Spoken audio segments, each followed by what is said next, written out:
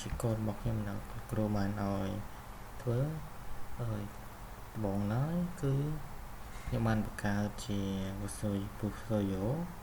ហើយក៏បានមានកន្លែងចុចដោយ About វានឹងចូលនៅរៀបរាប់នៅពីខ្ញុំហើយនឹង Human គឺរៀបរាប់ពីការដែលខ្ញុំនៅរៀន experience ក៏យើងបានចុចមកក៏បានដល់ experience ហើយក៏បានចុចទៀតដល់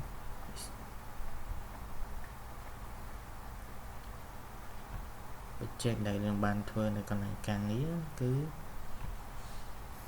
ហើយនឹង contact ទូរស័ព្ទរបស់ខ្ញុំ Gmail និង location មាន Facebook ដើម្បីសួរតាក់ទង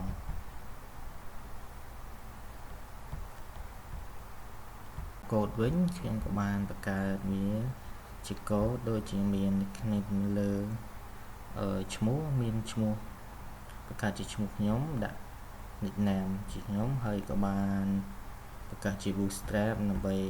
ងាយស្រួលក្នុងការកុំឲ្យវាដើរខុសជួរទាញមកវាខុសជួរនៃ website របស់ខ្ញុំហើយក៏មានតម្រងក្បាល ដូច about description space project និង content ខ្ញុំបានបង្កើតវាហើយក៏បានដាក់ឈ្មោះ nickname ហើយនឹងរៀបរាប់ពីការងារដែលខ្ញុំបានធ្វើបន្ទាប់មកក៏មានការដាក់រូបថតដើម្បីទាក់ទាញនៅក្នុង website របស់ខ្ញុំដោយគ្រូបានមើលហ្នឹងហើយយើងមានរូបថត2ផ្ទាល់ខ្លួនហើយនឹងមានដាក់ skill ដែលយើងធ្វើដែលយើងចេះធ្វើហ្នឹងហើយតបមកក៏បានចូលទៅដល់ខ្ញុំក៏បានបង្កើតនៃ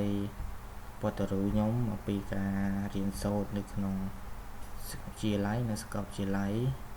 ដែលខ្ញុំបានរៀនហើយក៏មានបច្ចេកតិចតួចដែលខ្ញុំបានធ្វើការនៅកន្លែងធ្វើការតិចតួចក៏បានដាក់ចូលស្រុកបញ្ចូលតិចតួចហើយក៏មាន contact របស់ខ្ញុំដែរមានលេខទូរស័ព្ទមាន Gmail មាន location ដែលយើងនៅណាហើយនឹង Facebook ដើម្បីថាតាក់ទងតាមលេខទូរស័ព្ទ Gmail ចូលអាចតាក់ទងទៅតាម Facebook ហ្នឹងហើយលោកគ្រូវិជ័យដែលលោកគ្រូបានធ្វើឥឡូវដូចខ្ញុំបានសេកូដហើយនឹងបោះ website